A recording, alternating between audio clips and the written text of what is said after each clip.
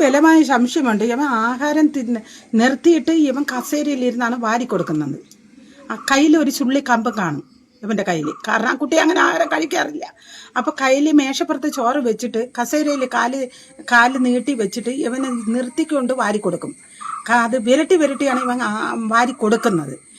കൊടുത്ത് അങ്ങനെ നിന്നിട്ട് ഇവന് കഴിക്കാത്തത് കൊണ്ട് ചിലപ്പോൾ ദേഷ്യം വന്ന് ഇവൻ ചവിട്ടിൽ മറിഞ്ഞ് വിടുന്ന് തീർന്നതാണോ എന്നും എനിക്കറിയാൻ വയ്യ എങ്ങനെയാണ് സംഭവിച്ചെന്ന്. പക്ഷേ ഇവ ഇങ്ങനെ ചെയ്യുന്നതല്ലേ ഈ നാട്ടിലുള്ളവർക്ക് എല്ലാവർക്കും അറിയാം. എന്തുകൊണ്ടാണ് ഇവൻ കൊലപാതകയായെന്ന് കേട്ടാൽ അതിന് എനിക്കൊരു ഉത്തരവില്ല. കാരണം എൻ്റെ മോനെ അങ്ങനെ അല്ലേ ആയിരുന്നു.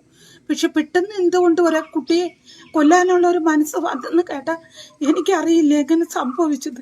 എനിക്കിപ്പോഴും വിശ്വസിക്കാൻ കഴിയുന്നില്ല. ഇവ ഈ കൊച്ചിനെ കൊന്നെന്ന് പറയുന്നത് തന്നെ എനിക്ക് വിശ്വസിക്കാൻ പറ്റുന്നില്ല. ഇവ കൊല്ലുമോ എന്നാണ് ഞാൻ ചോദിക്കുന്നത്.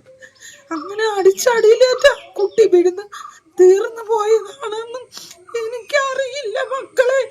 എൻ്റെ മോൻ കൊല്ലുന്നത് ഞാൻ എപ്പോഴും വിശ്വസിക്കുന്നില്ല. അങ്ങനെ ഒരു മനസ്സ് ഉണ്ടെന്ന് എനിക്ക് തോന്നുന്നില്ല.